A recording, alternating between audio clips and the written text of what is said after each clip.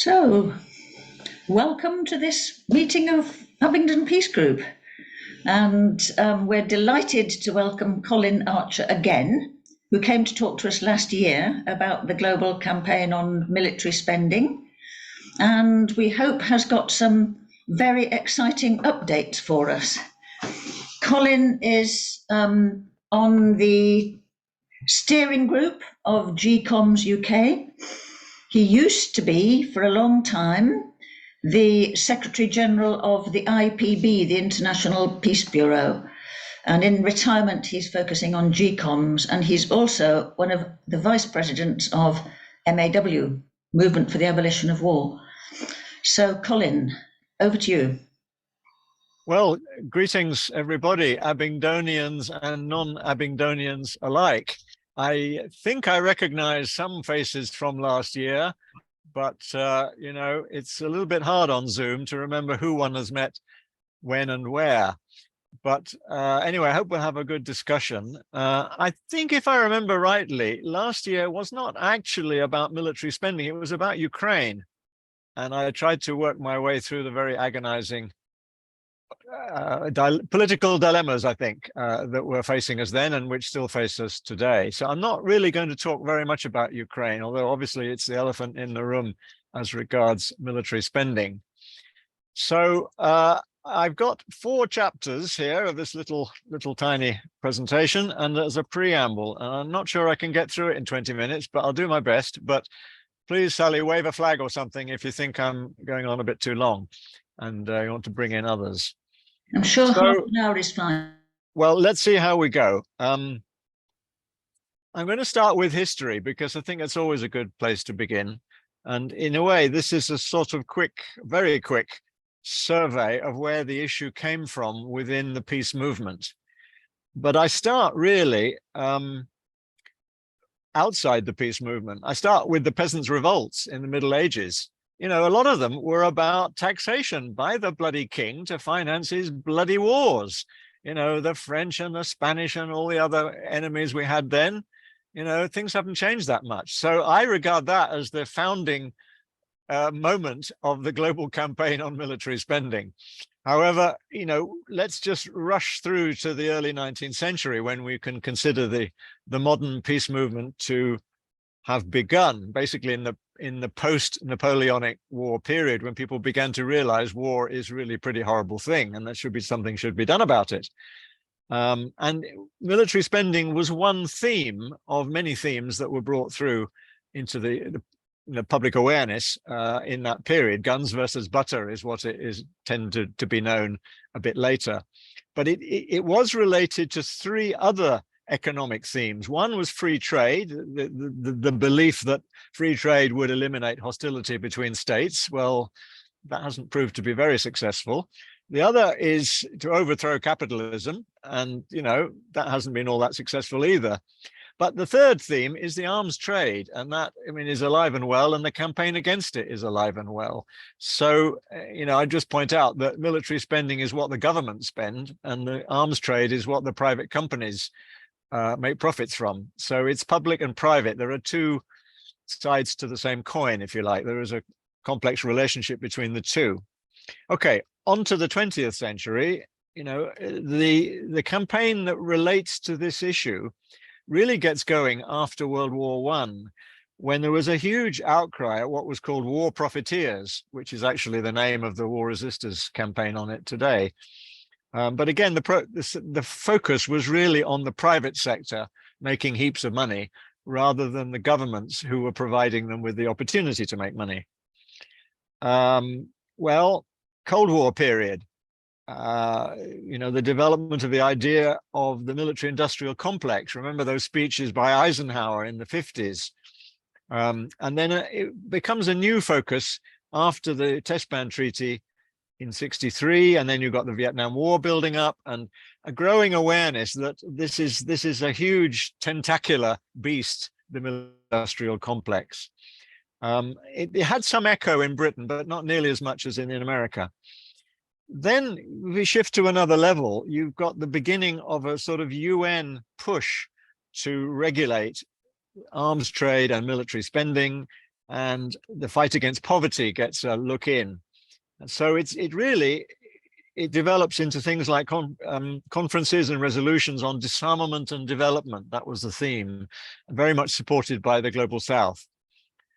I just highlight the work of Ruth Sivard, who wrote those wonderful little books, World Military and Social Expenditures, which did a lot to popularize it.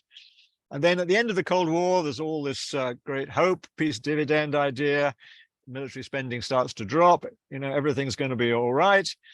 But, as soon as you get to 2001, we have 9/11, the Afghan wars, Iraq, big increases in military spending again. And now we've got the rise of China, the rivalry with the USA, and of course, Russia and Ukraine.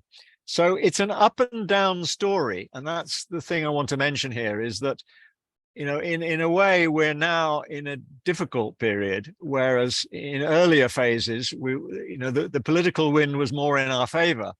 There was understanding that we could reduce military spending and have less war and put the money into other things. But now, the wind is blowing in a different direction. So anyway, it was because of what was perceived to be a gap in the world peace movement landscape that the IPB launched this campaign in 2011, the Global Day of Action, and then we went it to Global Days to make it longer. And then in 2014, we launched the year-round global campaign on military spending, GCOMS.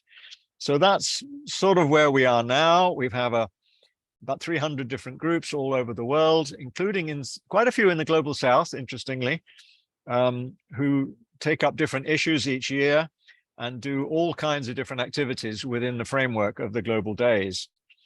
So GCOMS offers a kind of structure and a coordination and a common branding.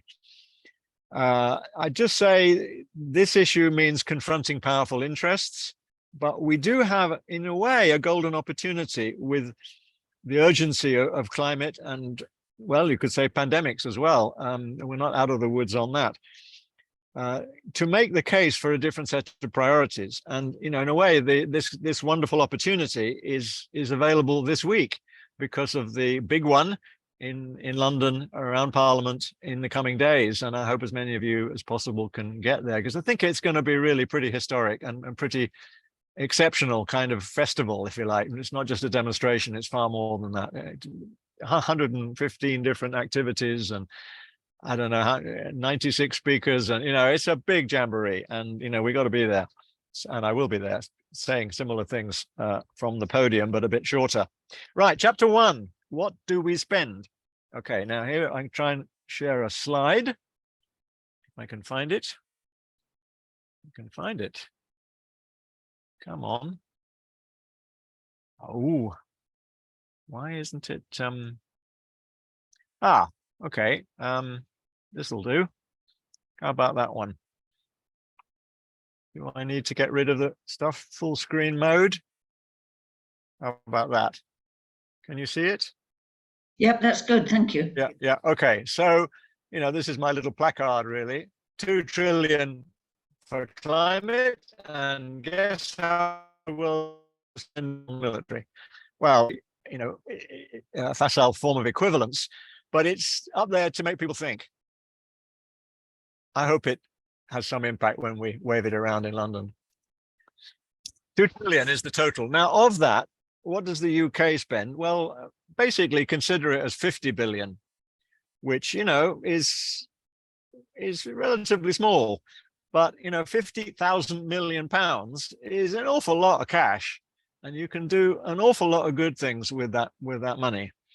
And the thing is, it's going up. I mean, we did an analysis, you can get it on the GCOMS website, of the budget that Mr. Jeremy Hunt put forward in March. And, they're talking about increasing it by 7 billion over the next 3 years, which means an increase of 3.7%, which is the highest departmental increase of all.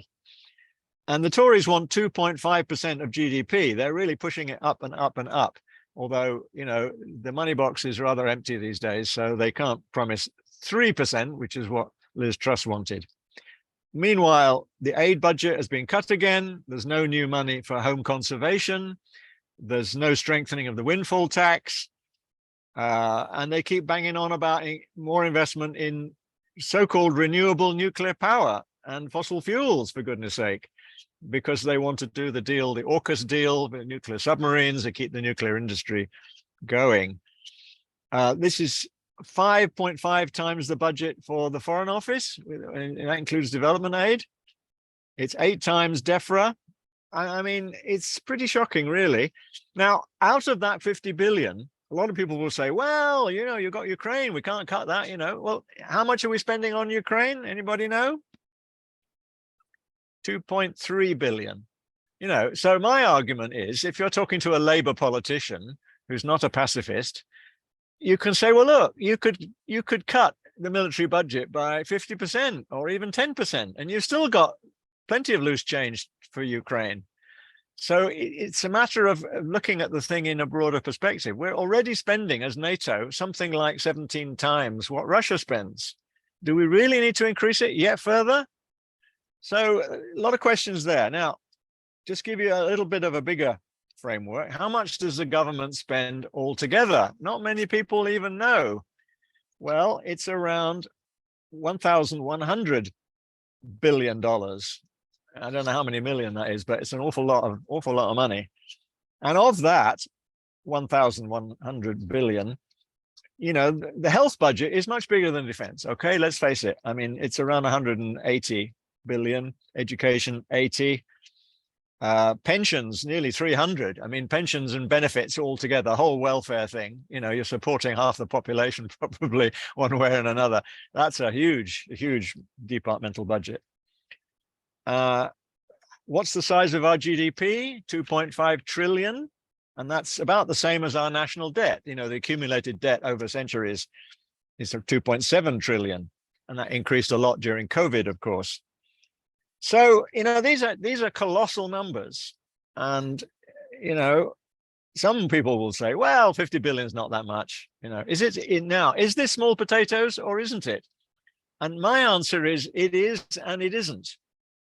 Because if you look at it in comparison with other departments, well, for some, it's much bigger, and for some, it's much smaller. So it's only a middle-sized department, but still 50,000 million pounds, you have to think of the opportunity cost. That's money we're not spending on all the other good things. And I will come back to this in chapter 3.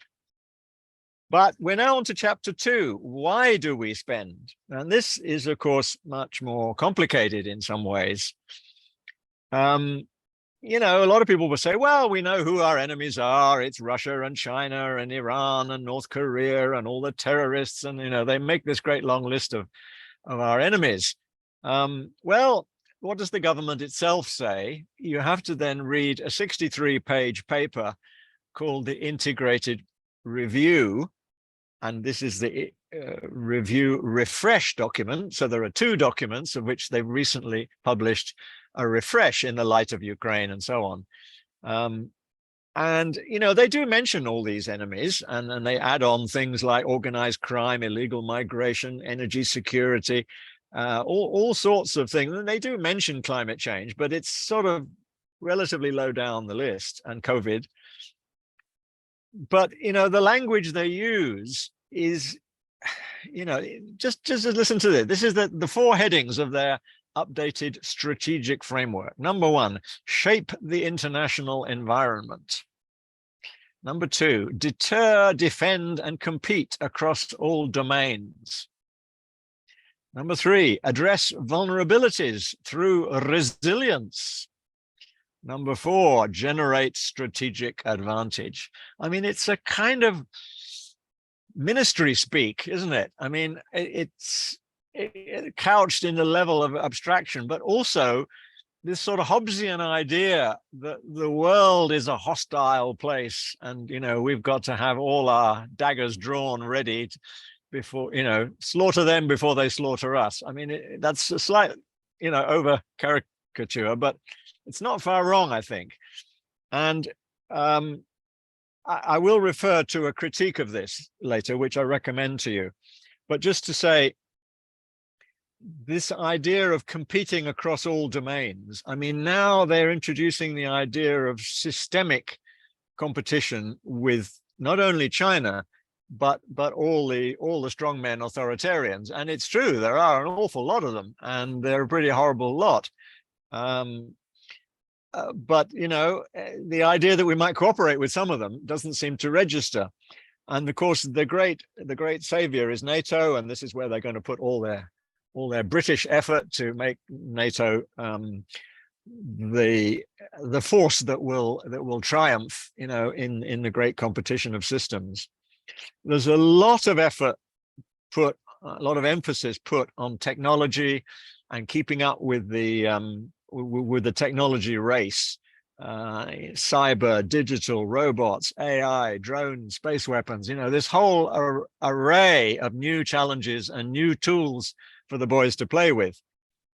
There's a geographical switch, this tilt to the Indo-Pacific, which echoes what the Americans were saying some years ago, but they keep getting dragged back to Europe by Mr. Putin.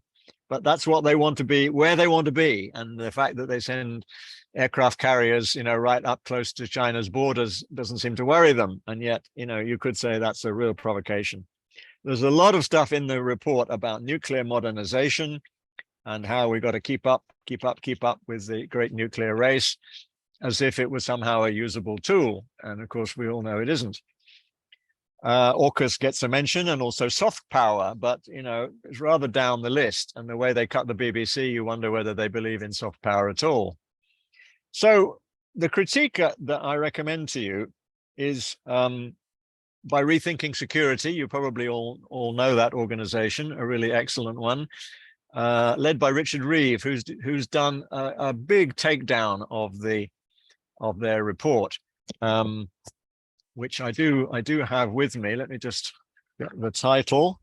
Stick and Twist, the UK bets big on existential competition. It's a rather good title. And I'll quote from it in a bit.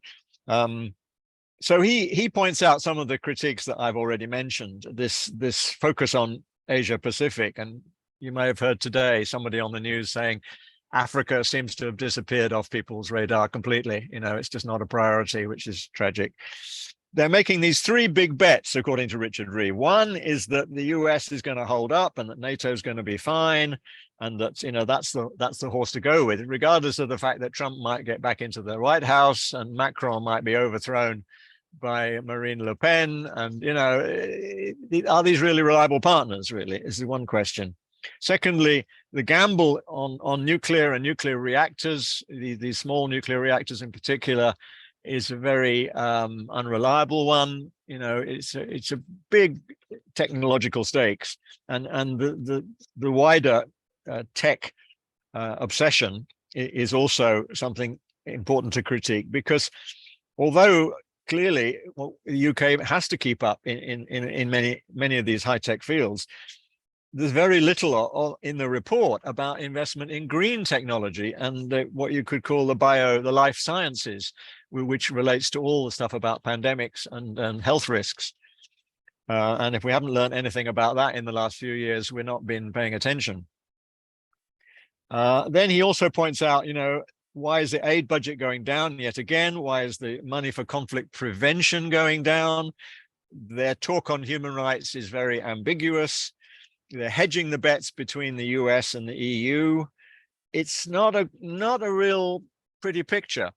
Let me just see if I can find my next little slide, which ought to relate to this.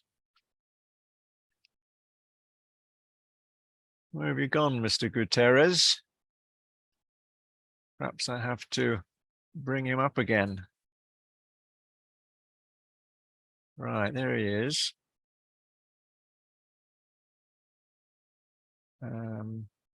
Share screen. There he is. This is my next placard for the big one at the weekend. I thought that ought to be, he did this fantastic speech recently where you need climate action on all fronts, everything, everywhere, all at once. And we've added, that includes the military.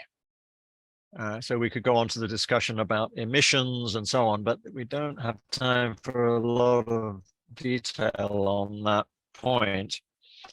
What I do want to do is to just read you a little bit from Richard Reeves' conclusion, which I think is really very good.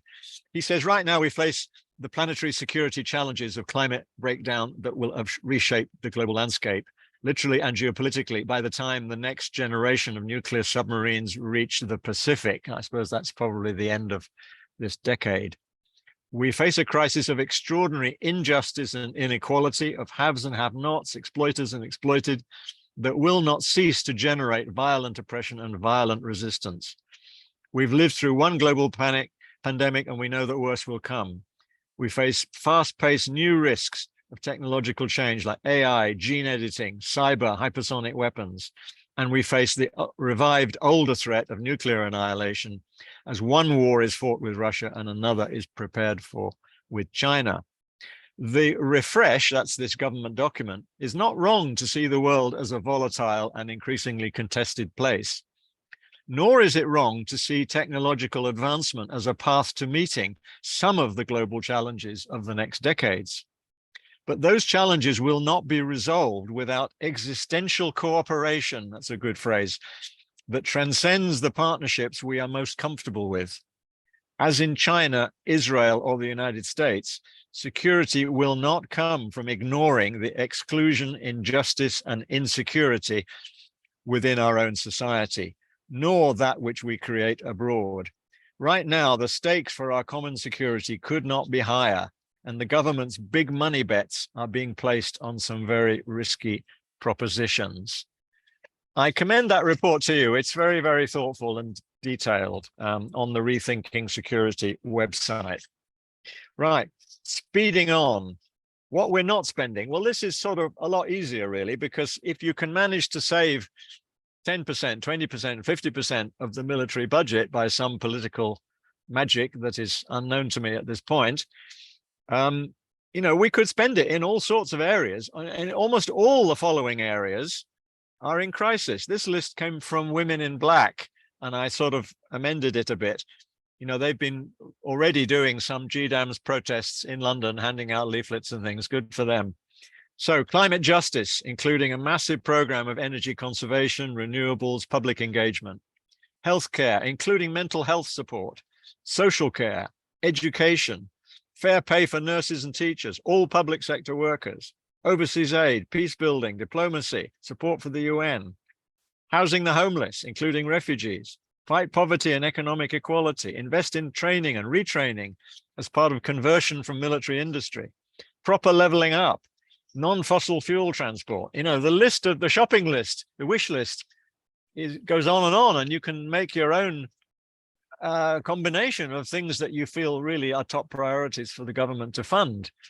But first of all, you know, we have to deprive the military of some of their unearned gains. I would make this extra point, and I think it's quite important. The reallocation of military spending is clearly not a panacea for all of this stuff, even if you could achieve it. It requires bigger sums of money. I mean, I've given you the sums of money earlier on. We're talking about tens of billions, possibly hundreds of billions that need to be moved over or achieved in some other way. For example, tax reform. How is it that we've got, I don't know how many 100 billionaires in this country, and most of them are not paying their proper tax, and the companies like Google aren't either. I mean, scandal after scandal. So tax reform is crucial. But, you know, there's got to be a social justice commitment by the government. There's no point raking in more tax and then giving it away on stupid projects, on stupid priorities. And they could borrow more. I mean, okay, there's a huge national debt, but that's permanent now. And I take a sort of Keynesian view that, you know, government should be investing to build the economy, particularly the green economy, so that, you know, they can then get more tax revenue back, and you recover the money you've spent by expanding the economy. I mean, this was all done, you know, in the late 1940s and 50s, but I believe Mr. Keynes is out of fashion. But then I'm not an economist, so I can't really go much further into that debate. But the other point is this is not just about the opportunity cost, about putting the money into something else. It's also based on I think our sort of instinct in the peace movement that if you have less military, you're going to get less war. Now that may be a bit too simplistic, but there is certainly a case to be made that if you've got a smaller military, there's going to be less carbon emissions, and that's a crucial contribution to the biggest threat of all. So that's my cue to give you a few links. If I can share the screen again, I will send this to you separately, so Sally can perhaps pass them around. Can you see that?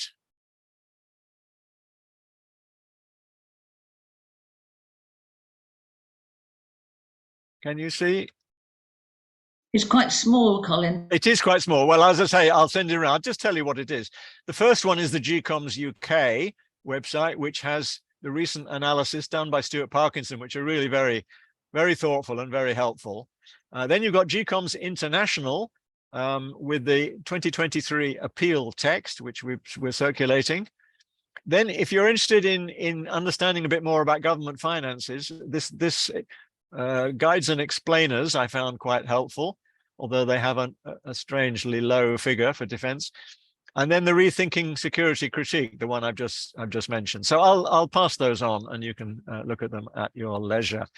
We're getting there. I know it's 8:30. Chapter 4, what can be done?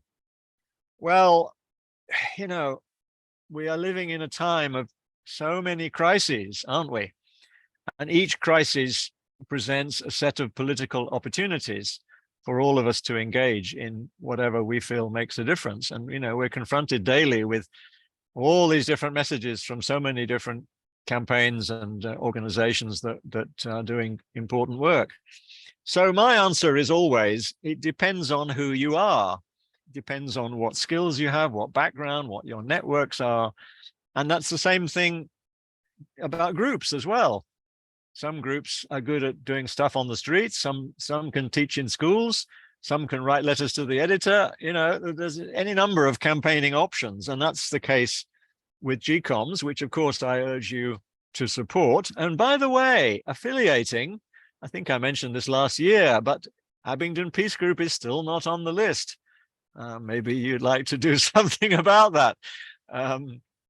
Yeah, just right in. But yeah, public action, social media, petitions. Oh, a quick word about petitions. I mean, I'm beginning to think that signing petitions is actually a negative thing to do. I mean, it may be a bit counterintuitive, but the danger is it makes you think you've done something.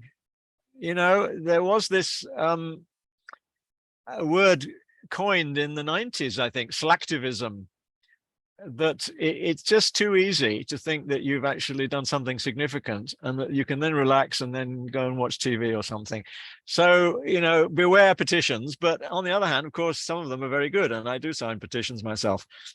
Press MPs. Well, you've got to have a way into MPs, especially on this issue where, very few people in the whole of the Houses of Parliament will be sympathetic to our perspective. Some on the Labour left, the Greens, of course, the odd SNP and some of the Lords, but really it's some Lib Dems maybe, but it's a hard sell at the moment in particular. So I think we have to find other ways, partly through researchers, some sympathetic elements in the media, and in political parties lower down.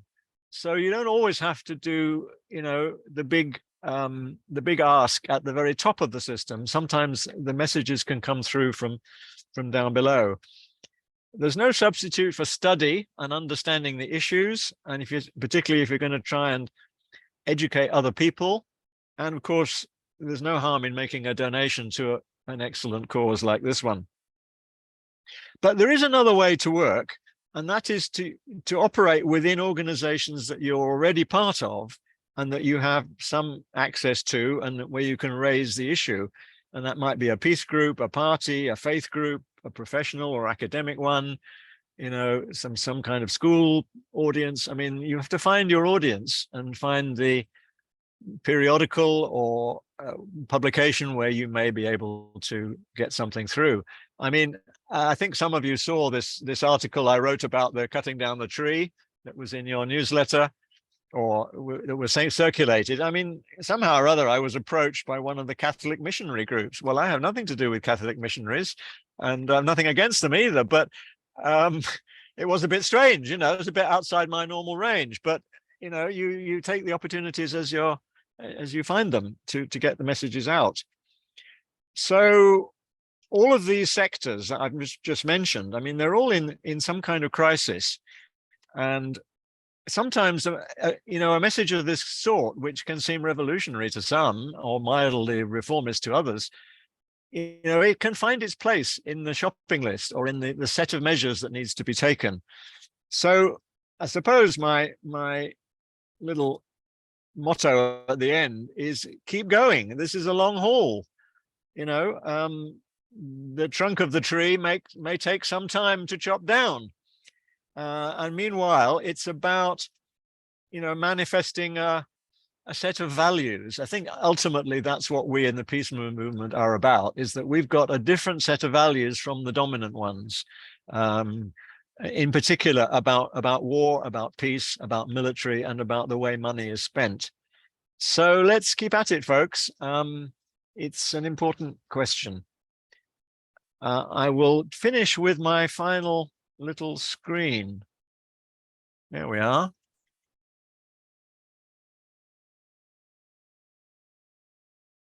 I think it's come up. Yeah. I spotted this in the street in Bradford and I thought, that's wonderful. That's absolutely the message we want. It's a little battered as a message, but it's rather good. And I can make this available to anybody who wants it. Are you taking a picture, Heather? Right. Well, there we are. I'm open for questions and comments. Thank you very much, everyone. Thank you very much, Colin. That was a fantastic romp through the whole subject. Yeah. Food for a lot of thought. Yeah.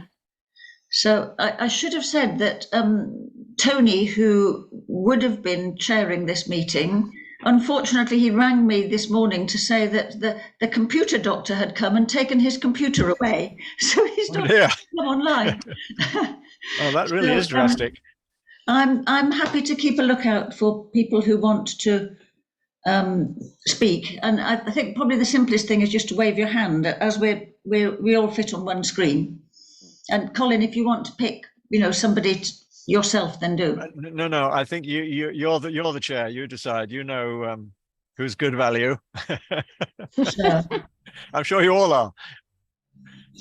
Has anyone got any burning questions? I can start with one, because what I'm really interested that there are lots of people in the global south that are, lots of groups in the global south that are campaigning on this. Can you tell us a bit more about that? Because it seems that they're not the ones spending the money. So is their voice a useful voice for us to hear? Well, I'm not sure we'll be hearing their voices. I think it's for their own governments to hear their voice. So if you're sitting in somewhere like Nairobi or Manila or Bogota, their concern will be with their own governments. Now, some of the countries involved are involved in actual war or armed conflict. I mean, look at Sudan right now. Dreadful situation. But I think more commonly, their beef with the government is the kind of repression that they're subject to by the military on the streets, because many of these are in autocratic or only semi-democratic states, and the military is often used to beat protesters or rioters or whatever. It's an arm of the repressive state. So it's more of a human rights question than necessarily just a peace question. But I don't want to overstate the numbers of people involved in the campaign, but I don't want to understate it either. I was looking back through there are reports on GCOMS, the global days. They go back to 2011, and they're all on the GCOMS international website, and you can look at reports on each event in each country each year. which is great. And you know, they're courageous people. They're sticking their necks out in many cases. Yeah. But you know, how much clout they have is hard to assess. And you know, it's also about how the influence passes down to the next generation. For example, you don't know who is recording these messages. You don't know how they get sent around, but you can only hope that it's making some difference in the political culture where they are. Mm. Is that helpful? Yeah. Do you want? Yeah. Yeah. Mm. Thank you. Marie, unmute yourself.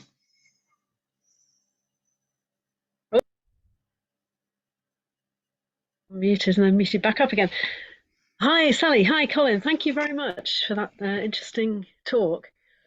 It was more a little point I wanted to make, more than a question, actually, if that's okay.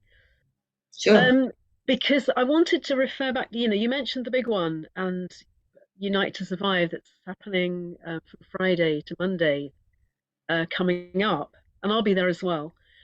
One of the things I want to sort of pass on to passers-by, anybody I speak to over that time, is the way that all the military spending that you've mentioned that UK government, you know, spends there, is all actually exempt from their carbon emissions targets because it's not even counted in the first place.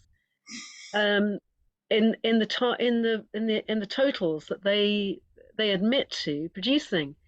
So that's quite a key thing, really. I think that we need to be pointing out to people that, you know, as a demand that until they bring their spending down, or in the meantime, the very least they could do is be honest about the carbon emissions involved in that spending and include it in their targets for reduction. I wonder if you would agree with me on that, Colin. Yeah. Oh, yeah. I mean, we've been working quite a bit on this. I mean, in various different groups. And I mean, maybe David Collins would like to say a word about what happened at the COP conference in Glasgow when there was a big civil society presence, and this was one of the big issues raised. I mean, we've been banging on about it for years and years, but it's been taken a long time to get it into any kind of mainstream coverage. And my argument actually is that the thing that when you open this discussion, a lot of people talk about the emissions, and because everyone's concerned about climate change and what's contributing and so on. But what they don't talk about is the money side of it, which is that we're spending these huge amounts, you know, on the military when we could be investing that money in green technology. It's a sort of robbing the green technology of vital billions of dollars or pounds. So what I think is that we need both sides of that argument, clearly, in order to, you know, argue for changed priorities. But David, do you want to say a word about what you did? Well, yes, I think the problem is that those emissions, in fact, are contained in civil kind of categories. Aviation includes all of the military aircraft, and shipping includes the Royal Navy and all the rest of it, which is totally ridiculous. So one of the propositions there is to completely separate. Sorry, that's Hillary. Is to separate them out. So they are identified as being military emissions. Of course, that isn't the main objective. The main objective is to reduce the amount of warfare and military emissions there are, not just to identify them. But before you can do that, you need those figures.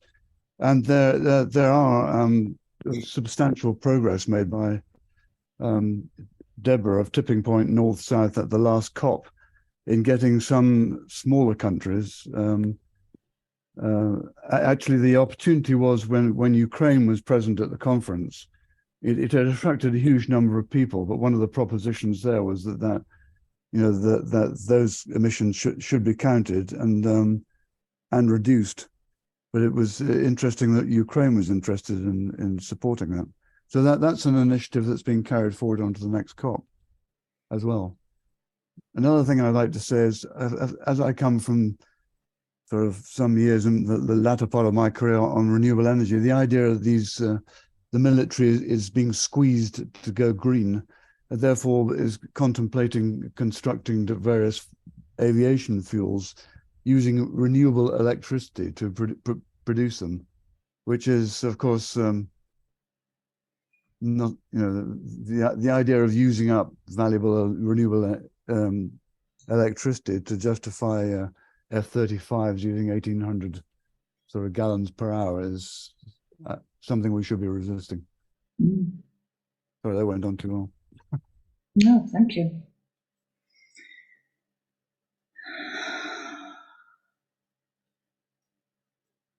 On that topic, I mean, just worth saying that there's two organizations who've done really fantastic work on this. One is Scientists for Global Responsibility, Stuart Parkinson I mentioned earlier, and the other is GCOMS, which is the something Observatory for Environment and Conflict and Environment. There we are. Based in the Calder Valley. And, if you look up those two, between them, they've got a lot of the best documentation, certainly in this country, on that issue. Oh, that's great. Go ahead. Do you think that all this military activity and increasing global reach and all the rest of it, and trying to dominate the oceans opposite China, all the rest, do you think this is all preparation for what is seen to be such scarce resources as a result of global warming, that military force will have to be used to sort of secure the resources for each country, and the one with the largest army is going to win? Think there's any element of that? I think there is an element of that, and it was something that I did do a bit of work on some years ago when this was a little bit more of a fashionable theme: resource wars. What's the name of the American academic? Michael, it's gone out of my head, but really excellent work looking at the competition between the big states, particularly for not only oil, of course, but also rare earths and scarce minerals that are needed, both for technology and also for the green transition. So there are a lot of dilemmas, and in fact, to its credit, BBC has done some quite interesting documentaries about the scramble for rare earths in places like Democratic Republic of Congo. I think it's not just about resources, though. I mean, America's sort of gone off at the boil a little bit because it's invested so heavily in fracking that I believe it now produces more oil than Saudi Arabia did. It's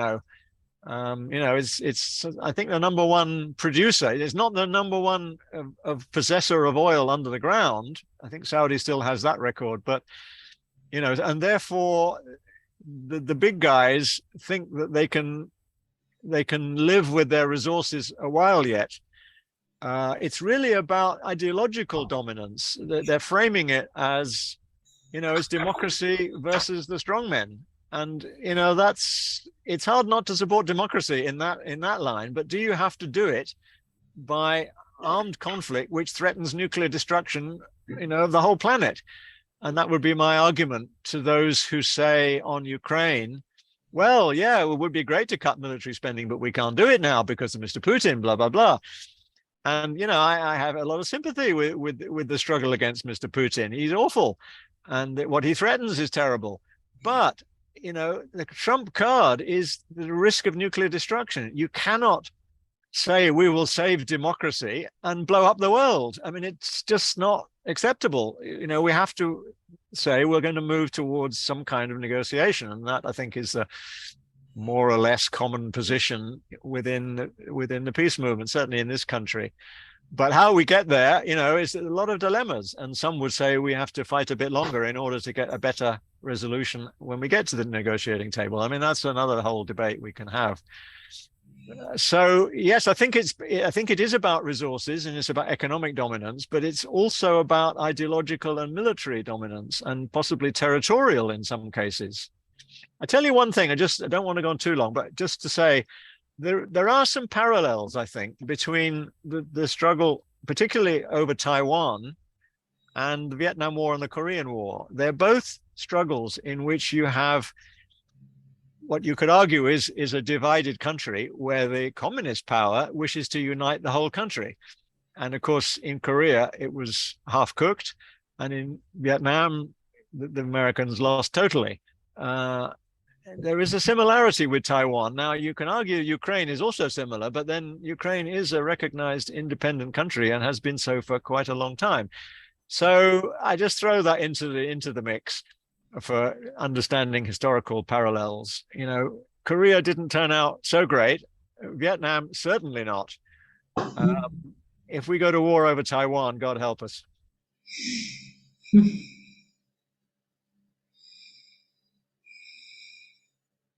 Question for your MP: is this British business? Now we're out of Hong Kong. Is it really any of our business? I mean, you know. Heather wanted to jump in, I think. Well, I was, but I'm now trying to frame the word, find the word. I'm good at feeling what I want to say, not quite so good at articulating. But this argument is based so much on people's ignorance, but so many people just say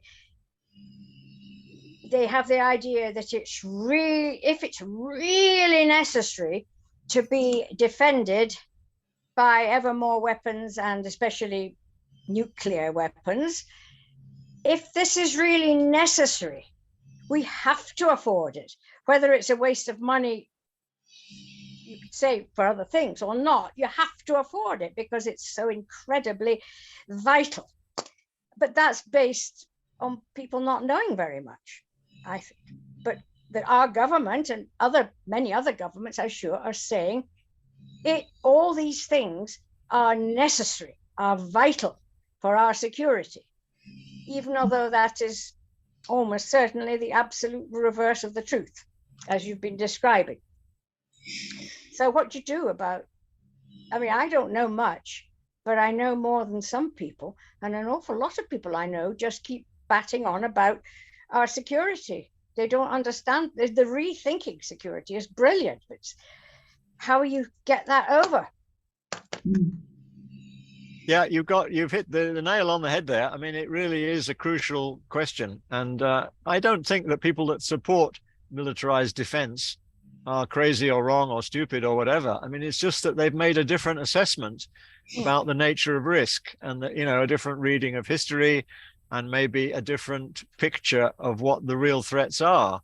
The trouble is, it's possible to have ideological threats and climate threats and pandemic threats. There are many, but as Richard Reeve says, we can't get over these things without opening up new forms of cooperation. And that's where the language is. I mean, I read you that blurb, that bureaucrat speak at the beginning. I mean, it's all about hostility. I mean, look at what they're doing with refugees, and it's absolutely clear, the way they think. So is it really necessary is a very good question to put. And are there not other ways is a secondary question to put to your MP or the guy in the local pub or whoever it is you're arguing with. Okay, thank you. We've got a bit more time, Sally. Sorry? We have a bit more time? Yes, we've got another 5-10 minutes if people have questions to ask. I was merely going to ask, what have you found is the most cogent argument on the street? If you meet people, I don't know if you've been out sort of canvassing or leafleting, what figures get people, and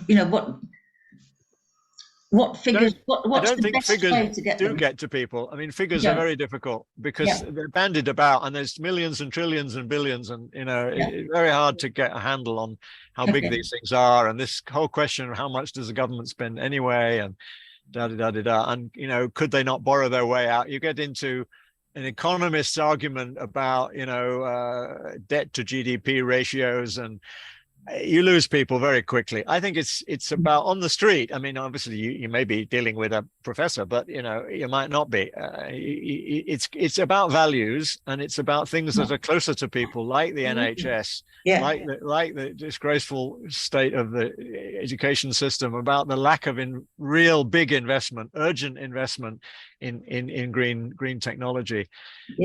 And we just have to keep banging on about that, really, raising questions rather rather than, you know, defeating people on the difficult territory of what's a threat and what isn't a threat, and you know, is there another way to solve Ukraine? I mean, we've had over a year now trying to battle with that argument, and it's not cutting through very much. But you know, I think it's always important to present different perspectives to get people thinking. Thank you. Marie, do you want to come back? Yeah, just a quick one. I thought the figure that you gave, Colin, that NATO spends 17 times as much as Russia on its military spending. I mean, I didn't know that. I find that quite shocking, and I think most people would if they was telling me, "Oh, it's vital that we need this spending for our defence." But if I could say to them, "Well, do you know that NATO spends 17 times as much as Russia does?" I don't think most people would know that one. No, there's a piece by Stuart Parkinson on this very thing on the GCOMS website, if you want the reference to it. Of course, you know, it is also true that Russia does have even more nuclear weapons now, just a bit more than America has. So in terms of firepower, they are extremely well equipped. And of course, that comes from spending that they made in previous years. So, you know, it's not just about money, it's also about capacity. But I mean, if you look at the conventional side, NATO certainly is far stronger. But let's hope we never have to use it. David? Just a quick comment on it. I believe that the hubris you get from having overwhelming military superiority leads to war. Because if you're not frightened of any kind of retaliation, or perhaps not even very many casualties to your own troops, you're going to be a lot more likely to get involved in these overseas adventures. And that is the case with the US. Its budget is, I don't know what it is. It's something like 40% of their discretionary budget of the US is for arms. I mean, they'll eventually bankrupt the entire country doing that, I think. But that's the kind of mindset where they can do anything they like in the world and nobody's going to be able to reach the homeland, so to speak. I think that's a factor as well. Yes, absolutely. And of course, where did they get that from? The British. I mean, you know, we had hundreds of years of dominating the world and sending our navy to, you know, smash up whoever was some pesky rebel somewhere.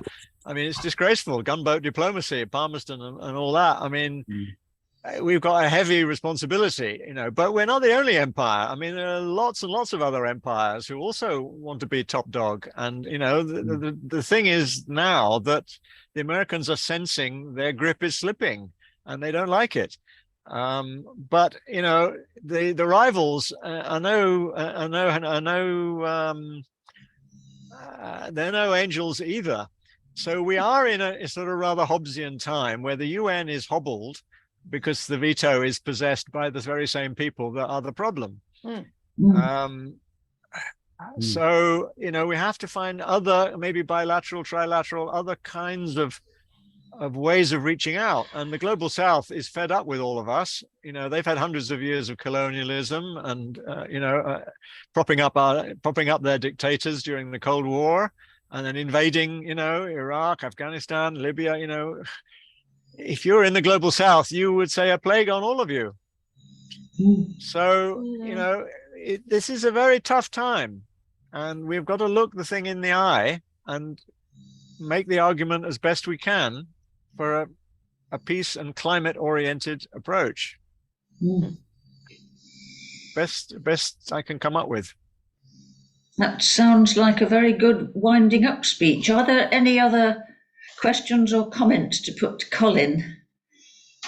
What were the three things you said? Peace? What was it? Peace? What did you just say then? Well, peace and climate. Peace and climate and something else. And something else. What was it? Cooperation. I am in favor of democracy as well, you know. Yes. I mean, I know Marie says it's the illusion, but I mean, if you want to compare the difference, try being an activist in Beijing or Moscow or Tehran. I mean, it's appalling. Or Sudan, you know, or take your pick, you know. It's not great.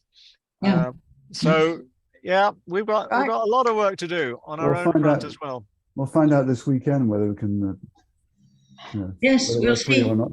Yeah. Yes, this is a real opportunity and a sort of test as well. Yeah, and it'll be interesting to see the media coverage. Yeah. So good luck with that one, everyone, and everything else you're doing. Power to the Abingdon Peace Group. Yay. And just to say that Thank you very much. next month our meeting is on peace in Northern Ireland, and we've got Jerry McFlynn, who used to head up Pax Christi in Ireland, so he knows what he's talking about. He's going to talk about bring us up to date, tell us about the Good Friday Agreement, and then bring us up to date. So, Great. Colin, thank you very much indeed. It was really interesting and full of facts. And you're going to send me a lot of the links links and pictures and things. Yeah, sure. Very happy to. Yes, thank you very much. Very insightful. And I'm happy to correspond if you want to contact me. Okay. Bye-bye, everyone. Thank you very much Cheers, indeed, Colin. Bye.